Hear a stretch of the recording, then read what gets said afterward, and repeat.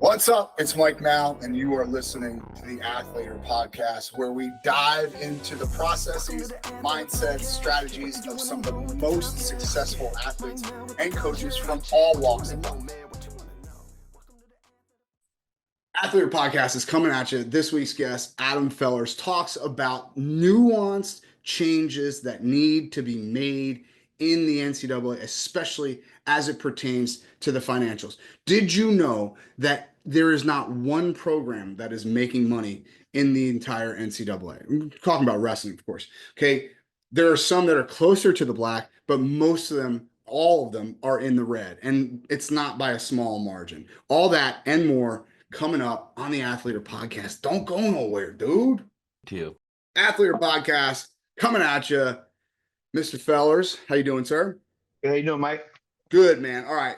So first of all, thank you so much for coming on and spending some time with us.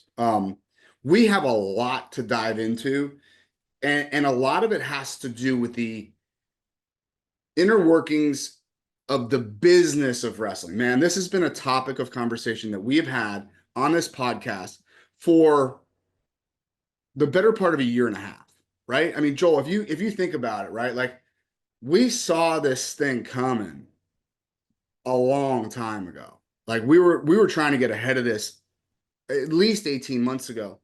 And so if you could kind of give people some background as to what makes you matter expert, so to speak, right, in this field, but also why that being a subject matter expert lends itself to you, because you're a wrestling, absolute dork, Yeah. Yeah. So my background is private equity, highly financial background in the M&A business, purchasing companies, merging companies, and then ultimately taking them public. So basically looking at valuations of companies, how you maximize valuation of what you have, whatever products and efficiencies in business. So, for a long time, there's been a lot of talk about like, well, this program only wins because of this, and this program only wins because of this. And then you see this whole NCAA thing kind of coming. We all know what's going on with NIL and now rev shares coming. And really you start looking at programs and you're saying, okay, well, this program only wins because of resources. Well, over a period of time, I've compiled some data that says, okay, what programs are funded or supported, right? At what level? By conference kind of, and how does that correlate to results? And I think, unfortunately, our sport, and this maybe will not go very well with some people, there's a lot of people sitting and waiting to be saved, basically.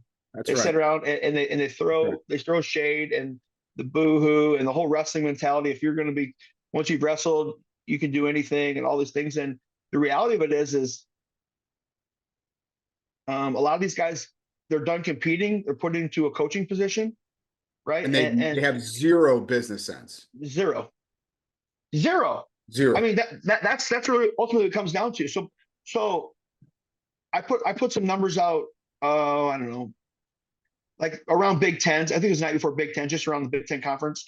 And after we got this podcast, I'm going to put some more numbers out just on the top 10, and the correlation of, okay, this program got first, what was their spending? And ultimately, Mike, unfortunately, it comes down to this. Like wrestling is a byproduct of whatever the athletic department has going on and whatever their conference is. Because even though like you're seeing, Penn State and Iowa sold out and they look like, and those are the top two funded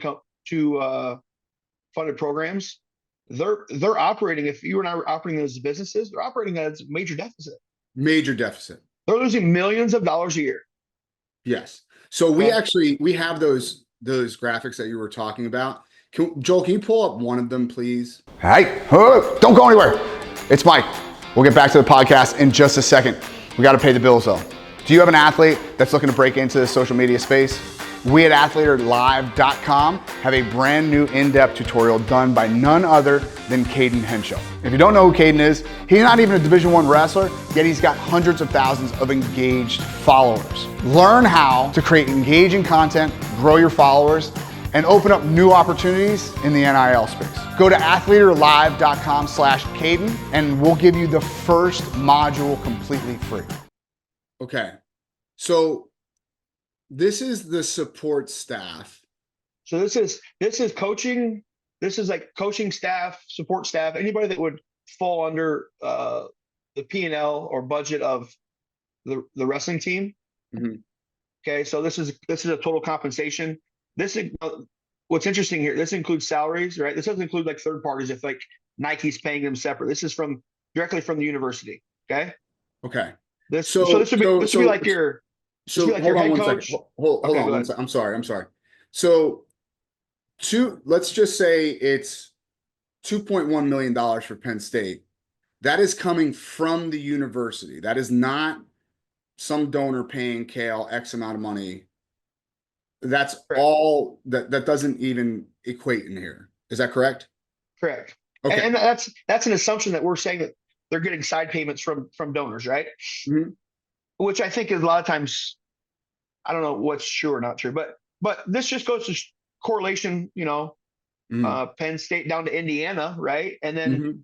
I think the bigger tell is if you go to the first slide, it just shows total. One more, first slide. Keep going, one more, right here. So Okay. you're seeing him blue revenue, okay? And what's so interesting about this slide as we evolve into rev share. So this whole rev share program, right, which everybody's now speaking about, that every athletic institution can now take $20.5 million of their total revenue and disperse it within their athletic department or athletes at the university. That's going to be Okay. dispersed based on how much revenue each program is Mhm. percent of the total, right? So if Indiana, I don't have the raw numbers in front of me, but let's say that's $200,000, right? Uh-huh. And the total Indiana athletics revenue from the university is 100 million. Okay, Mhm. so take 200,000 divided by 100 million, and let's say it's 0.025. Mhm. Two hundredths of a percent or 1%, whatever Mhm. number you want to throw there. So they're going to get 1% of the revenue to distribute across whoever's on the roster. And I kind of did some other math. I mean, on average, it's going to be across the board. It's going to be like just all programs, like Mhm. $4,000, Yeah, that sounds about right. It sounds about right? yeah. I heard 5, but okay, yes. For Four some to of the four to $5,000. yeah. Is that So That's per again, wrestler or in total for the entire roster? per wrestler. for wrestling. Now that's on average too, right? So Penn State's going to be, and like a side note, bar not to go too far with this, but like you and I didn't opt into rev share, okay? Mhm. And there's huge implications of that, which scares me, Mike, more than anything about our sport stability is so they're not going to be part of the Big 12 conference anymore in wrestling, Right. Right. right? Which comes with a whole myriad of things that wasn't Doug Schwab's choice directly. Like, No, that's an hey, administrative choice. yes. So everybody's like, well, wrestling's got to do this. Like, we're a byproduct of bigger decisions here, Yeah. right? That's the stuff that scares me, not being part of a bigger conference more than anything. But That was the general consensus that I have heard throughout the last, especially the last 6 months or 8 months or whatever it is that this rev share deal has been brewing, is if you are not in the Big 10, the Big 12, more specifically the Big 10 for wrestling, you're in a bad way right now. You're in a real bad way. And they don't know how, they have no real way of learning how to fix it. well, that there's not a solution because it hasn't even been implemented yet, right? Right. But go back to, let's just go on a little tangent there. So you're not part of a conference. How do you do allocations? I'm assuming they're going to go maybe join Oregon State and maybe the Pac-12 for wrestling. Okay, but I heard there's going to be a Mountain West, maybe, of some sort. Yeah, I don't know what, but okay, Mountain West, and you're in Cedar Falls, Yeah. operating at one of the lowest budgets of all the NCAA, believe it or not. Mhm. Yes, I believe And that. now you're traveling to Air Force, maybe out west, and you're going to Mhm. Oregon State, and you're still you maybe have less money, but your travel is, you know what I mean? It's like Yeah. the dichotomy here is interesting. But going back to this first slide here, just Big Ten, like everybody just assumes these big programs are making money, right? No. And they're not. And there's some programs that are bigger deficits. That's I mean, I got the total numbers here. So the total revenue for all programs is just under 9.5 million, and expenses of 31 point. So it's, the Big Ten teams are operating at a $21.5 million loss on a P&L basis. That's a hard. Our biggest conference. How is it operating? Just handouts. Well, it depends. It goes back to a quote Jim Gibbons using the duel. He's talking about Gable is how really wrestling is not dependent on how important is your athletic director. Yeah. Right. Yeah. Go back one more slide to the revenue part of it. Okay, so ticket sales 41%. Other revenue would be like some endowments comes in, right? Mm-hmm. Some of these teams actually have their camp revenue are involved in the revenue numbers. Mm-hmm. And there's some that have state donations and some conference, but the majority of it being in ticket sales. And if I gave you like down to the, you got the highest of Penn State and Iowa on ticket sales, but the lowest being, I mean, Michigan State, was it? Actually, I mean, Indiana was $7,000. Yeah. So that's the other thing that I really get, like, as a fan and understand the backside of it. I get frustrated. Like, it's easy to get on Twitter and have like, well, here's what we need to do with the sport, right? All these people have all these, like, they think out of the box solutions for the bigger the sport. But my question always goes back to, like, okay, is that applicable to your own team? If I look at your own team and your own Mm-hmm. program, are you doing the things that you're recommending for the total? Does that make sense? Yes. And it's hard. Listen, it's hard. It's not easy. It's not easy. Can you give me an instance of a off the wall, out of the box type solution that you've seen online that not only is it not being implemented in their home program, but it isn't being implemented anywhere. And even if it were, it probably wouldn't move the bottom line at all. Okay, you're not going to like this, but Okay. this is just a bigger thing. Like, everybody thinking that going to like freestyle rules is going to save the sport. Mm-hmm. Because let's face it, like, there's so much not saying sabotage, but like, it's hard to tell the fall. Like, I was at the national tournament, and sometimes I don't even know what's going on. Was it a takedown? Was it not a takedown? Yeah. Right? Yeah. Like, all these 5 count rules, we've made it so segmented and so hard already to follow that basically all we're trying to do is get the people that wrestled in high school and make it as simple as for them to follow, so they have some association. I used to do this, mm-hmm. But if it becomes such a different product than I'm used to, then I don't really have any familiarity with it. You know what I mean? Yes, absolutely. There's no there's no bar of judgment, right? So yes. I'll give you a perfect example. Guy that I went to high school with, a guy named Bones, right? One of my best friends growing up, still get in touch with him. He's calling me during the NCAA tournament to check on rules. He's like, I don't know why this guy just got points. And without like sitting him down and like talking to him, I can't explain it to him, right? Like, I'm in the middle of shit, I'm doing stuff, I'm working the event. We have shot ourselves in the foot. And now I agree with you. Flipping a switch and changing things to freestyle doesn't help. Okay. It doesn't help. But what I am saying is we do need to find a way to overcome that. We don't keep 10% of the people that wrestled in high school as fans. 100% That's right. Terrible. Fellers, that's terrible.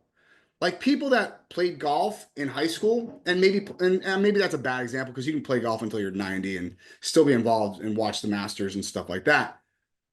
But people that played tennis in high school, they watch the Grand Slam and they understand it, and they have a rooting interest, and they know who they like and they know who they don't. Yep. And I don't think that we do a very good job of that. Why do you think that is?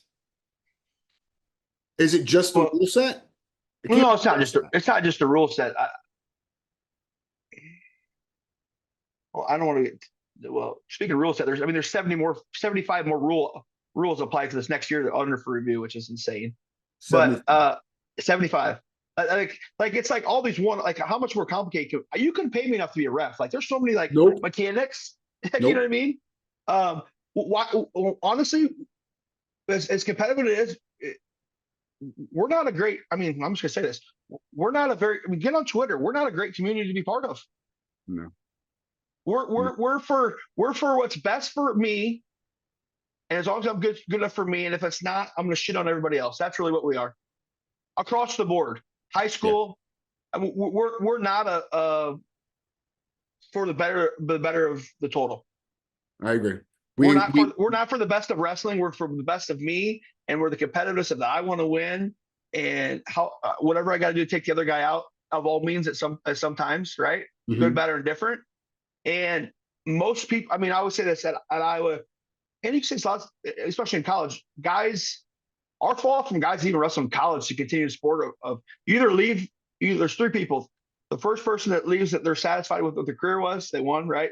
Second person is that it was someone else's fault. They didn't get what they wanted. Someone screwed them, right? Bad, whatever. And the third person is what most people should fall into, is that you wake up someday and you look yourself in the mirror and say, you know what? Like, I know I didn't do everything I could to be at my best version. And I'm going to take that learning and apply it to my life. But that's the biggest bucket that the sport should learn from. So then you do take the sport of wrestling, and let's face it, out of 10 people out of 3,000 NCAA, they were happy last week, and everybody else looked as failures in wrestling's eyes. Sure. Right? So just even like Iowa, so I'll throw Iowa there. Like the alumni connection to Iowa is not good. Yeah. Like how do we have these people that invest? Most guys, people say, oh, the guy did good. There's people that were for 5 years that never saw a match or practice. Like those are some of your best people to keep around, like as donors, and you know what I mean? Yeah, no, we talk about that all the time on this podcast. It's like, first of all, is that guy going away now with a 30-man roster cap? There's a good chance of that. That's a big thing, that we talk about too. Okay, like so that guy, the guy that the 5-year non-starter, that guy goes away. Okay, but they traditionally have been your most giving alumni. 100% right. Know what the program and the sport has done for them and how it's affected their lives, and they're usually grateful for that. That's not going to happen anymore, fellers. That's the traditional college experience, right? That's why you still involved in sport, you love it. That's why I'm still involved in sport, love it. Never won the national title. Like I was part of it. I'm just grateful for the learnings that I had there, and looking back that I didn't do everything I could have and made right choices at the time. And now, as a father and coach and other people, you're trying to prevent your athletes from experiencing that same regret that we experienced today, right? Sure. But going back to what the sport is like, I'm just going to say this. Like, I don't think that wrestling as a whole, I don't think that if majority of these guys running wrestling programs, if they had to go out and start their own business and run their own business, they wouldn't even know where to start. That's agreed. No, I mean look, here's the thing. I mean, the real world is capitalist, and in a lot of ways, most of this, what we are doing at the college level, is very socialist, right? It's just taking from the top and just applying it down, right? 100%.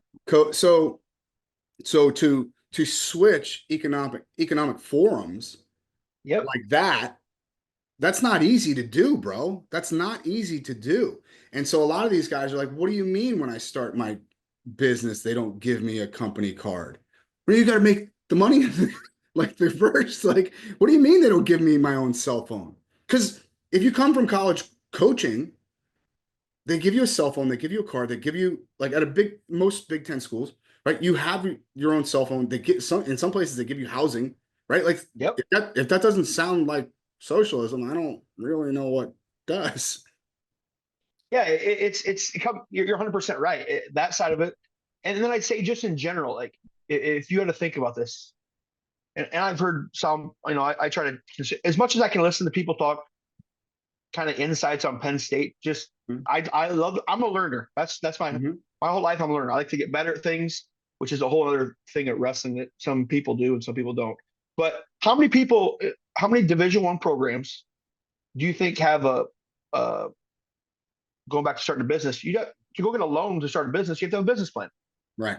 Okay. So how many programs do you think have a 6, 12, 3, 5, 10-year business plan, right? That's not just you and I talk, well, we're going to do this. It's put in black and white, right? There's KPI, key performance indicators that they're coming. And as an assistant coach, here's what your job is. Here's what you're going to be measured on, and then at the second tier of that is how many people do you think coaches sit down with their athletes and basically have a performance review?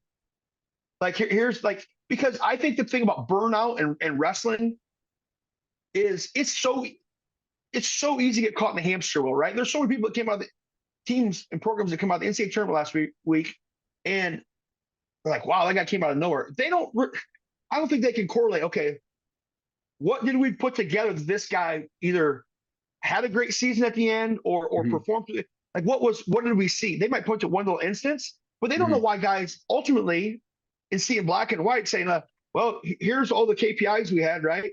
But and here's where you got better, here's where you didn't, here's where you got improved, all those things. So then the year's over, and everybody goes, okay, we're back to work. Well, back to work on what? Right. Because as an athlete, I'm gonna be burned out because if I don't feel like I'm progressing or getting better or learning at anything, it's real easy to throw in the fucking towel at anything. Absolutely. So let's use the instance of Zeth Romney. Okay, 133 for Cal Poly. He wrestles out of his shoes last weekend, right? Like He had a great tournament. Out of his shoes. Okay, I mean, he was right there with the kid that won it. Yes. Winds up taking third. Yeah, you got that body lock position out of bounds and get the escape, right? Well, I mean, he was there. He was there. Okay. He's been there all year, pretty much, right? Right. He's been but had some dips, right? Took an ugly loss in the comp, like just had some dips. But so you're saying that if John Cerritos is watching this, and we know you are, John,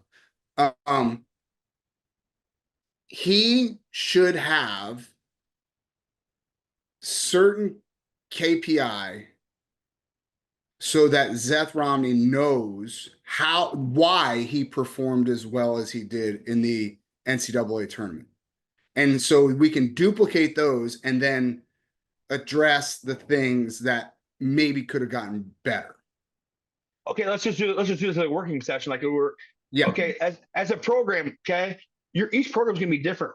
What categories or buckets are going to be important to their culture and what they want as a product? Ultimately, I look at it as a product, right?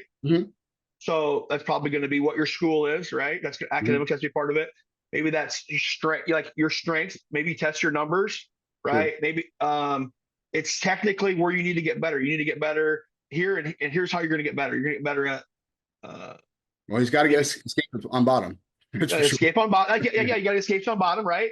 And then I look at it like process and product goals, which is a whole other thing. But it's like here's the goal. You're not going to get rid of, or you're going to get riding time on everybody this year. And here's the tactics we're going to put in place. And if you pull back and listen to what Penn State kids say, if you really get deep into it, their staff, okay, as rules evolve, they're evolving their coaching. So between now and the fall is when they work on the ankle ride, where they're pushing down the ankle. You got it or all the tactics that they do on top. You see, they come over. That's where they innovate and they learn. Okay, if I'm learning in anything and I feel like I'm getting better, guess what? I want to come back to the room. You're engaged. I'm engaged. I'm getting better. You're bought into it, and that's easy. I mean, that's easier. But whatever those categories that each program is, they need to have because listen, outside the 10 kids, everybody sit down and think, well, you didn't reach your goals. Okay, well, back to work. I'm back to work at what? Like I did everything. Right. How do I show them in black and white and like a review? Like, here's the categories you did get better in. Yeah. You know what I'm saying? Yes. This all requires work, though. Yeah. And that's the part that, like, a head coach or staff, like, okay, you work out in the morning, you got workouts in the morning, then you got this lull during the day, maybe you some admin stuff, like, and then you got practice. But like in the real world, that like it's what I mean. Right. It's just this blanket workout. Yes, but they don't know. There's the thing, Mike. They don't know the way, and they don't have processes built in place, and there's not systems, right? Whatever you want to say. Like, as an assistant coach, if I come in under you and you're the head coach, right? My skill set's only going to probably evolve as much as I'm going to learn from you, and how much freedom you're going to give me to think outside the box to help maybe evolve things, right? So it's kind of like coming into anything, you're kind of restricted, right? And then it becomes that whole thing of, is this guy going to be a threat to me as the head coach? That's the other thing, right? Like, right. And I don't even want to get into that because that's I'm just saying that's yeah, I get it. Another ball wax because there's only 80 jobs. Like, yeah, I get it. So, but that said though, I 100% agree with you. And I think I'm hearing more of coaches start to go down that road, but they're just scratching the surface. They're just scratching the surface and doing the superficial, well, your strength numbers increased. Well, your nutrition was on point. Well, stuff like that. And I don't think that they're doing the deep dive that they really should on each of their athletes. If we look at these athletes as commodities, and they are, okay. And how do we squeeze the most value out of each one of these commodities? I don't think that they're coming close yet. No, I don't think most programs, it's going to sound like a dickhead saying this, but I don't think most programs have a plan. I agree with that. I agree. Right? Yeah. No, I okay. So if I'm the AD, right? And I heard you say this maybe on another podcast where I think it was Fresno State had them put a plan together what it take to win, and you need all these things, and then you're not gonna get this, so I'm gonna cut it, right? Right. So, but if you're in a program in the Big Ten and you have a $3 million, have a $3 million expense budget, you spend $3 million and you're losing $2.1 million to the university. What's your plan to win? Or what's, as a student athlete coming to the University of wherever, this should align. I mean, honestly, this should align with your recruiting pitch. Yes. Like all these things 100%. Come into a thing. The whole world culture gets so like blanket and bullshit.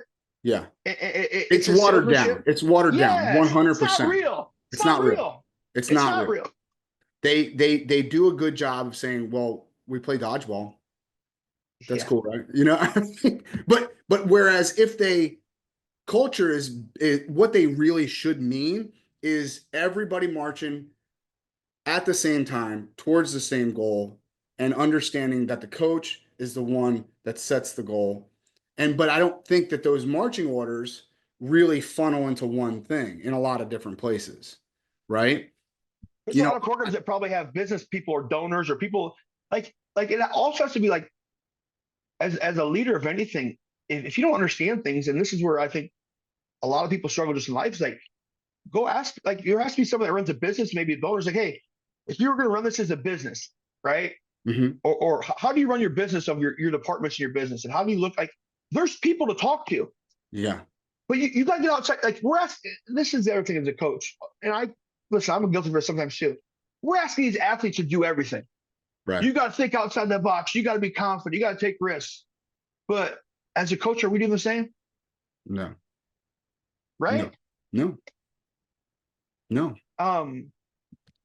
Financially, I think there's a lot of programs that, like, I know it's close to you, but like, there's some programs that wrestling isn't maybe I think it either goes under there's not many people that are on the hot seat for wrestling programs getting fired, right? Let's be honest. You're not making money. If you're hitting your graduation rates and you're not having a bunch of bullshit problems, you're keeping your job. Sure. 100%. Because it's not a priority, right? Right. So there's really not I mean, whether you have a great year or don't have a great year, you're still gonna have a gig. Have your job, right? Yeah. For now. I think that might change. But yes, you're right. I mean, you're probably gonna lose money. I mean, No, I think you're they're probably gonna going to budget cut the cuts. program. I think they're going to cut the programs. Really? Yeah. You're talking non-conference, like I don't think Big Ten, some of those Big Ten teams are safe. I really don't. I worry for Poeta having a phenomenal NCAA tournament for Illinois. Best finish that they've had in decades. really? Oh, Illinois. Yeah. But I'm just saying Illinois as an As an example, right? Right. Escobedo. I don't know how they're gonna. Purdue. I don't know. Like these are teams that they've bought into the rev share, which is ultimately going to take a little bit of money away from them, and they're operating on a shoestring and working on a deficit. And eventually, I kind of think that a lot of those teams are just going to go to an SEC model of like, let's just keep the money makers, and that's it. And it's hard to argue, it's hard to argue that logic. Hey, I'm curious, how it's- much of the data that you gathered factors in donations that are made to these programs? You're talking like regional. I mean, that's it. So you got this doesn't include NIL or RTC. Got it. Because I'd be curious to see how these numbers change when you factor in the, RTCs, the foundations that a lot of these programs have. A lot of and those are going to have to run through the actual institution here soon. Is that correct, fellas? Here's what I'll say. Like the foundations, they're like you're not going to have like Cornell's numbers, like because they don't do scholarship. That's a whole other model. But like NIL numbers. That's the other thing you're gonna have. You have so many donors in a institution, right? Mm-hmm. So let's take Iowa, for example. Everybody knows Bob Nichols, okay? Mm-hmm. How much money Bob Nichols has put into the Iowa wrestling program? Like Iowa may only have 20 donors that big, right? Mm-hmm. So where he puts his money is important. Mm-hmm. And if there's only so much money and they need money for football, they're going to be trying to steer some of these donors like they have in the past. Mm-hmm. And you may lose out on that money. Going back to RTC, and I think that part of the model, that's probably the one part of the model that honestly, Mike, the people that have probably benefited the most from wrestling financials for the last 5 years is USA Wrestling. Sure. Absolutely. And this is going to sound really bad, and it's just a fact, but like, no, it's a conversation that we've had with people at USA Wrestling. Like they've invested nothing more into the sport. They're the same stipends as they were 5 years ago. Okay. Mm-hmm. And let me just pull this up. Like in 2023, there's just under $20 million that was expensed through RTC.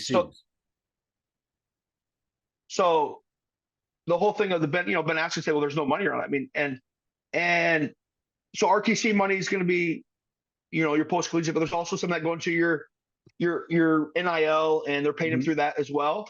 But the amount of funding in that side of it is pretty incredible. Like, listen, Navy this year, they have $1.2 million in the RTC. Navy?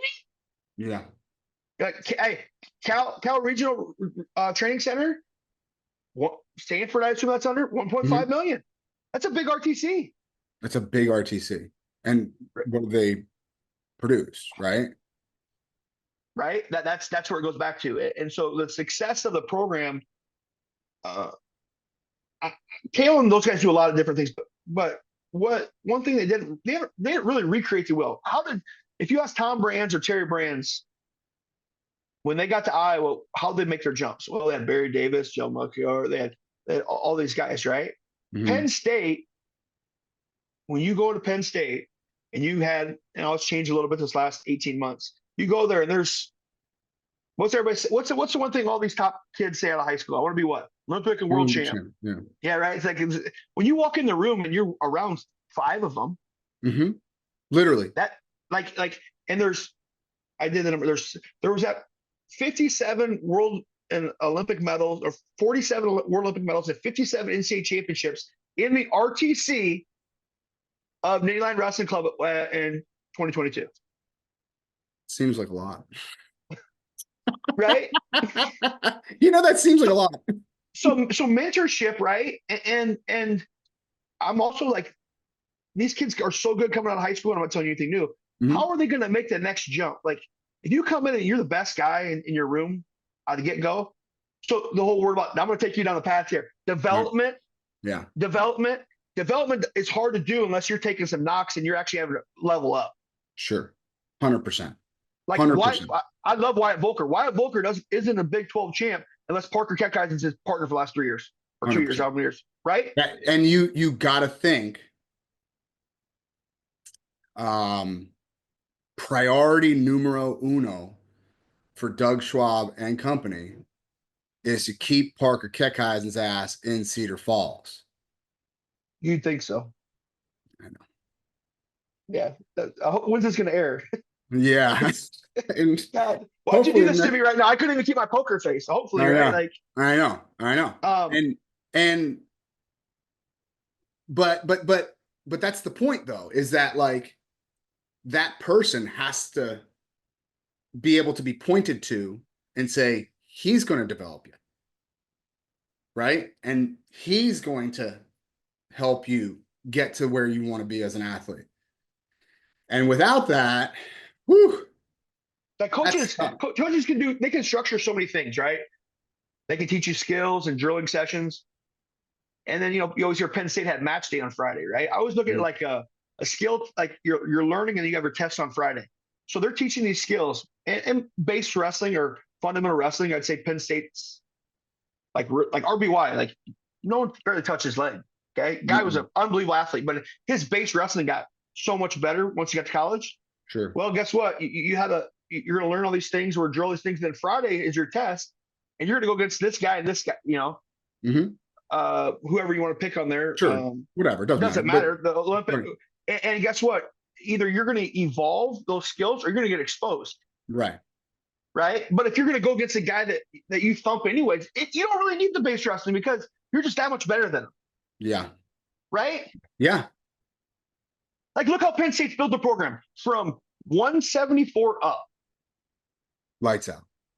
Okay. Because guess what? Between 65 and 33, there's 40 good guys. And especially coming out of high school, there's 100 good guys per. Like, how many of those pan out? We've seen how many number ones the last couple of years that having an All-American national tournament in the middle weights. Just that deep. Yeah. And so the word development is, I just don't understand. And not everybody's going to be able to build RTC. I understand that. Like, I get funding and I get all that stuff. Yeah. But there's some big programs that have completely abandoned it. Yeah. And look, John was adamant against it. Okay, 2005 is the last time that Oklahoma State won, or 2006, right? Yeah, 6. Okay, what was that also the last year of? The Gator Wrestling Club. Yeah. And before that, they had Jamil and they had Cormier and Eric. Guerrero and Tyrone Lewis and on and I mean all those guys, right? Mm-hmm. So I think David's put action and they got some pretty good guys already at the RTC there. Yeah, so he's pretty good. RBY is pretty good. Like these are Joey really McKenna, those are gonna and also the communication thing. Go back to your business plan. Your RTC should be a contract of here's what your job is, and here's what your roles are, because you're also, if you do it right, you're also building mentorship and also developing them as a coach. Because John's big thing about RTC was like, he's like, listen, these boys are getting paid $40,000, and it's not we just work 10 hours a week. I know. Right? Yeah, I know. Yeah. And so he has a point there too. Yeah. But the RTC's number one job and role is to help the college team win. And you're not getting people donate to RTC. They give two shits about people winning World Olympic medals. They don't. They don't care. They don't care. They don't care. They don't care. They want the college team to win. Zane Richards, right? Yeah. No one at Illinois, and I'm not just harping on Illinois. I just happen to be friends with Medlin. No one in their donor class gives a shit that he made a world team. No one cares. What did he do in an Illini singlet? Period. The end. That's all they care about. Zane Richards making the team might be one of the best underdog stories One of the biggest upsets in Charlotte's history in a long time. I mean, come on, man. Like I would be trumpeting that, but it wouldn't matter. It wouldn't matter because it didn't happen at the NCAA tournament or at the Big Tens. All right. So Kale, hold on one thing. Kale, Tom, whoever you want to put, David, they get judged on how their collegiate team does, right? Absolutely. My job is Oklahoma State wrestling. Yes. How many times John said my job is Oklahoma State wrestling? That's it. That's it. Okay. So we got to do this though. We got to do this. What direction, as if you could play financial guru to the entire NCAA wrestling, what direction do we need to pivot to ASAP? What three things would you implement that have to change ASAP? Well, I think it's going to sound really simple, and it's not going to be like, first and foremost, wrestling has to be important locally around your university. Yeah. I know that sounds really simple. Grassroots. No, sure. But people in the stands, that's where you're going to, whatever associate. I mean, that's got to be that has to be number one, because you can say whatever you want nationally to be saved, or, saying you get poached on the internet. But if your product's not important where you're at, yeah, it's going to be pretty tough. I mean, I'm not saying you're going to make a bunch of money that way, right? But you have to build some. You're not going to see a 1-to-1 ROI on it. But it's hard for you to hold on if you like Cleveland State. But yeah, they have a bunch of people show up. We're a very reactionary culture and environment. So when everything's against the wall and you cut everything, then everybody wants to show up, and it's like virtual thing. Let's say this: the gym's packed and all these people, but they had 7 people before that. That's right. It's too late, right? Yeah. So like I always use this term at work. It's like think global, act local. Right. So you have to win locally in anything to obviously. I think second of all is I don't know, National Wrestling Coach Association or whatever, but like not the NCAA, probably the NWCA. It's like put some people together to like build some tools for these programs. That's a good idea. Like everybody's putting this NWCA and you have these people get in front of them, but we're not giving them any tools to get better. Like they don't listen. They it's not their fault. They don't have the experience. They haven't been involved with it. It's like talking to a wall. It's not that I would say it's not that they don't want to do well. They don't know how to do well. Right. Right. Right. If they were thrown into the fire tomorrow in a business sense, they would more than likely sink. Or they'd have to really scramble, be humble. Like your check depends on it. Like or they figure it out. Right. It's you have to almost honestly operate under the fire that like delivering whatever you need to deliver, or you're going to lose your job, because like you said already, 80 coaching jobs. Yeah. That's 320 at max, 320 Division I coaches from volunteer assistant to head coach, entire Division I. 320. Right? Wild. And most of that, and not most of it, the other model is built on this, Mike. Would you agree that your head coach, it has to be credentialed, and it's going to be what his personal accomplishments were based on, because that's star power, recruiting, relevance. Most people are not going to be. If you walk in, you're not have some credentials to most places as personal credentials to wrestling. Your resume is not going to be looked at. Yeah, here's the thing. I don't know, because look at Pat Pop, right? Like that dude's doing a pretty good job at NC State. Yeah, he did pretty good. He did pretty good at Oklahoma State, though. Yeah, but like if you look at his credentials compared to every other head coach in the country, they're not the best. And I think he does a lot more with a lot less, and he kind of finds interesting ways to win and put asses in the seats. But I don't know. Is it a factor? Of course it's a factor. I don't know that it should be the biggest factor, right? But a lot of times it is. building on that though, like I think about the Belichick or Saban or whatever, right? Mhm. That's college football, which isn't built on their own personal credentials. Sure. It is. I think staff should be important to put somebody on their staff at some level. Maybe that's a volunteer that can Mhm. help a little bit in wrestling, but can deliver a lot of other things for them. Mm-hmm. Mm-hmm.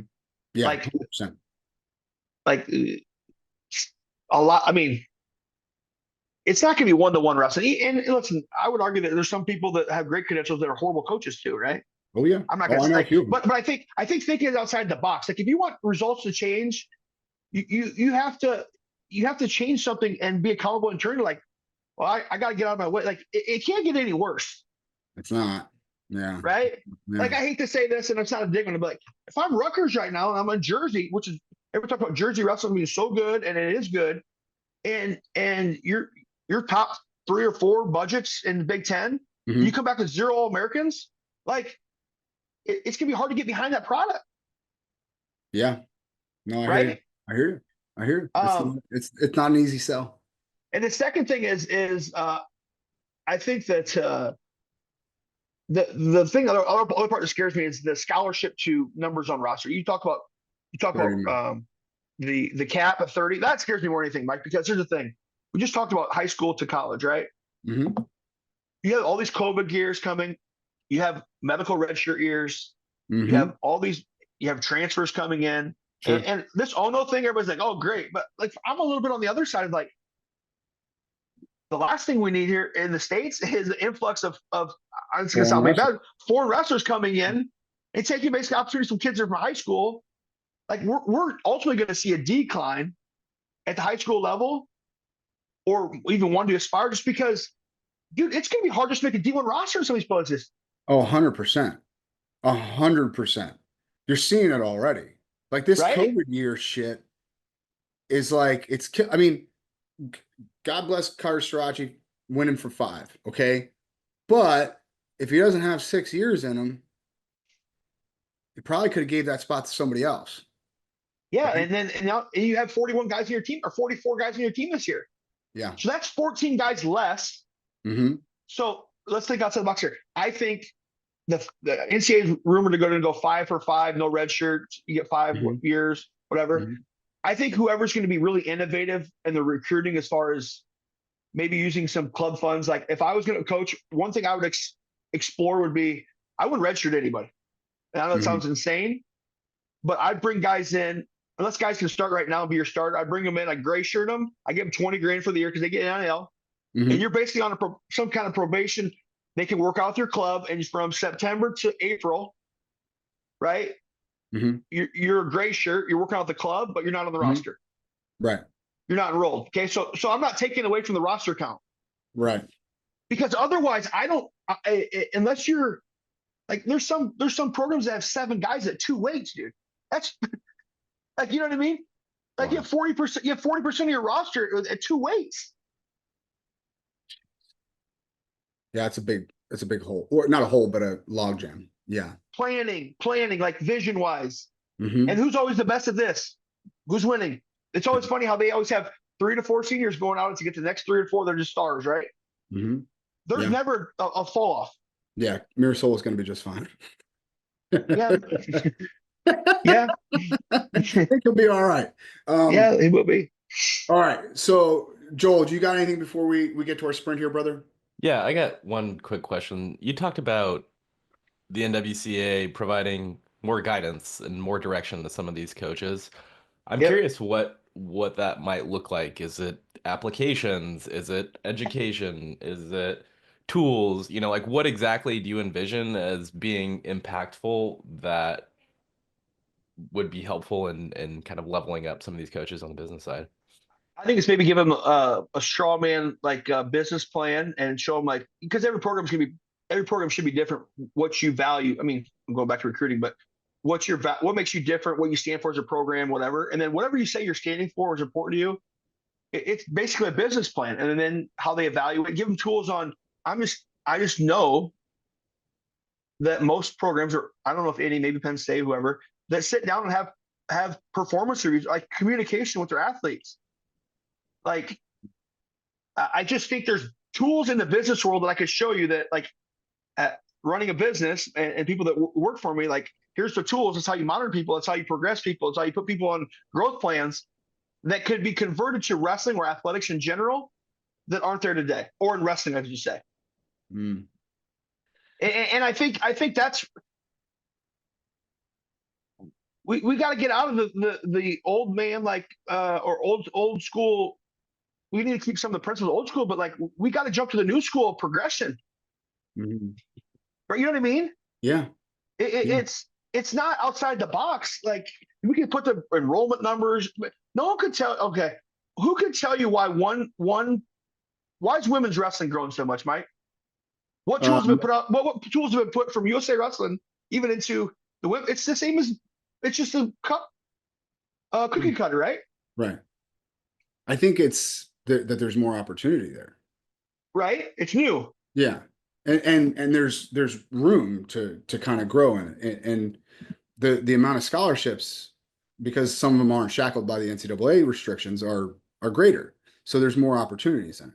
So girls are seeing more. But that's going to plateau at some point, and everybody's going to like, okay, our membership numbers don't have the influx because girl wrestling numbers aren't growing anymore, right? Right. We have to continue to groom the product. It's a different approach. I think there should be some people just in NWC or whatever that bring some business principles to the sport. Simple business principles. 100%. I agree. And I don't know that we do a very good job. We talk about fundraising a ton, right? Like they have Rob Cole sit up there in front of everybody every year and talk about fundraising. But at the end of the day, that's an art though. Yeah, no, it is. But I'm not taking away from what he brings to the table. But at the end of the day, that's still just a handout, right? Right. That's still just a handout. Whereas if we could teach these coaches how to, for lack of a better term, get closer to the black. You don't have to be in the black. Nobody's in black. But if you can get closer to not being in the red.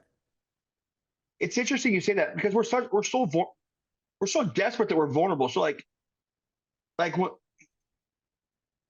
Foxcatcher came around, that wasn't like that. It was great because you had somebody with money that they kind of got, whatever happened at the end was obviously another thing. But it's like, but look at Titan Mercury. Like they subsidized a bunch of expenses for everybody. Yeah. So it's $2 million, right? Mm-hmm. Or whatever they're spending a year. And it's like, we're just waiting for someone, just Mike Novogratz to step up and plug the hole. But that's not, as soon as Mike pulls the plug, then what happens? I think about it all the time. There's only so many billionaires that give a shit about wrestling. There's only so many. Not very many. There's a handful, and we know them all. And we've expended every. And we continue to extract so much money from those, however many donors too, right? Yeah. Yeah, it's frustrating, brother. I think about it all the time. Okay, we got to get moving though. Let's put some action in this thing. I mean, like someone should go to NWSA, or like, I'm gonna give you one other example. Coaches bitch about all the time about this rule or that rule. The NCAA Division I coaches need to lead more by example, because like last year's rules came and they got a survey to send all the coaches, and I'll send this to you. 12% of Division I coaches responded about the impact of the rules. So don't sit on the internet and bitch about what's wrong and be armchair quarterbacks and not be part of, like, you know what I mean? 12%. 12% of Division I coaches responded to the survey about the new rules. It's embarrassing. Yeah, it's not good. All right, let's get to our sprint. You ready? Yep. I know you're still on the mats every day.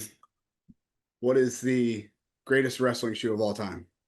I'll buy as many pairs as I can. I like the A6 Camo Pursuits. Remember those? Oh, hell yeah. I gave a pair to Scotty Winston back in like 2008, and I still am so pissed that I gave them away. Yeah, those were awesome. Those are the camo ones. They only did that for like 1 year, right? 1 year. But I just feel like the grip on A6 for me still has the best sole. Like I feel like grip on that. You know what I mean? Just, especially the slip and slides. But I just love them. Of course, like Hunter, but I love it. If I could go back to the cage, I'd buy every pair, back in 2004. Yeah, 100%. All right. So next, okay, wrestling Wrestling Mindset is going to sponsor this next part. And they want to know what book you would recommend for all these NCAA coaches to read if they're trying to get their finances in order, right? If they're trying to get into the black for these institutions, what book would they read? I'm looking up at my thing right now. What book could they read? Mm-hmm. I think just a great business book just read about is Phil Knight's Shoe Dog. Shoe Dog. Okay. Talks about like how he built Nike, struggles he went through, Okay. kind of the parallels, and he bet on himself, like thought outside the box. It's a good book. Yeah. Okay. Even though I pulled the plug on Oregon. Yeah. Well, nobody's perfect. Whatever. Yeah. There you go. Shoe Dog. Phil Knight. Okay. Okay. It's not like a boring read that like you can get to like a business X and O's, but I just think you know what I mean? Yeah. No, it has a story to it. Yeah, that makes sense. Okay. Next one. You only get 4. They got to be American. Who is on your Mount Rushmore of wrestling? It's gonna sound so cliche. No, it's okay to be cliche because it adds to what I think. I mean Gable, Kale, John. One more for the perfect list. I'm just gonna be way outside the box. It's gonna be a personal favorite. All right, I love it. Jim Gibbons. Really? And just here's on why. impact. Just on impact. Here's the thing. He did it as an athlete, he did it as a coach, and now he continues to get back in the sport from a commentating standpoint. Like that guy is, I got to know him, but like he's wrestling 24/7, and that's just like a personal one. Like for me, The dude still calls me about wrestling, by the way. Dude still calls me about wrestling. Yeah, he's an OG, man. Yeah, he is. Yeah, he's a cyclone, but like for me, like he's on my Mount Rushmore. Yeah, no, that makes sense. I caught you off guard there on that one, didn't I? You did. What was the perfect list? Jim Gibbons is first time on the list. I love it. That's a great one though. Just thinking also, total contribution. He had a great right? podcast episode. If you want to scroll back up and find that episode, I watch all your guys' stuff, so I saw that. Yeah, he's awesome. I mean, look at like that the dual thing. They just did that on a whim. You know what I mean? Yeah, just for funsies. So yeah, kind of just telling stories is good. Yeah, it is. It is. They have to live somewhere. 100%. Agreed. Okay. This one, I have a feeling that I know the direction in which you're going to take this, but if you had a magic wand and you could change one thing about the sport of wrestling and it changes tomorrow, what would it be?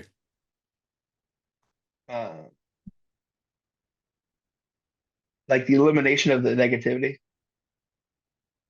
Like the removing part of the dog eat dog take, like I'm good for competition, but I mean contribution to the total, like the hate, I mean it's everything society, but I just think I think that's just something that listen. Do you think that holds us back the most? Not lack of education, not lack of. We're so divided. Hey, listen, when we went to that when Girl had that camp in Oklahoma, right, during COVID. And he always talked about it was so siloed in tribe. And then when no one had any silos to go and everybody came together, how great was that? I'll remember that week forever. It was awesome. It was awesome. Right? So many perceptions of you had other people. Dude, Vito and Gilman, and it was Ashnault was there. It was you had kids get experience it. It was great because all the walls were down. It's like you're not trying to like get one up on this or steal this guy. Like it was just like we're all just there for wrestling. And I think that's what comes back to my mind. It's like when all the bullshit and you didn't have any choices, how great could it be? Yeah. Yeah, it was great. Mr. Fellers, Adam, thank you so much, brother. I appreciate you coming on and spending some time and lending us some wisdom, and hopefully you guys are doing great things, man. Thank you, brother. I appreciate you saying that. I really do appreciate it. So here's the thing though, and I don't want your inbox to be flooded with every Tom, Dick, and Harry that's trying to help their program. But I do think that there's a way for people to leverage at least a little bit of your business sense. So how would people flood your inbox, for lack of a better term? No, I listen, like, I'm still, listen, I'll always be an Iowa guy just because I went there, right? But like, I've even taken that silo hat off of it. Like, I want the sport to do well. Right. And so, I mean, they can hit me on Twitter, or like my personal email is afellers01@gmail.com. Beautiful. Perfect. You're the best, brother. I thank you. Thanks, brother. You're the best. I'll talk to you soon, okay? Thanks. See ya. Wait, don't go anywhere before you hit that next button. If you enjoyed listening to this episode, do us a huge favor. Click that subscribe button. And if you're so inclined, leave a review and share it.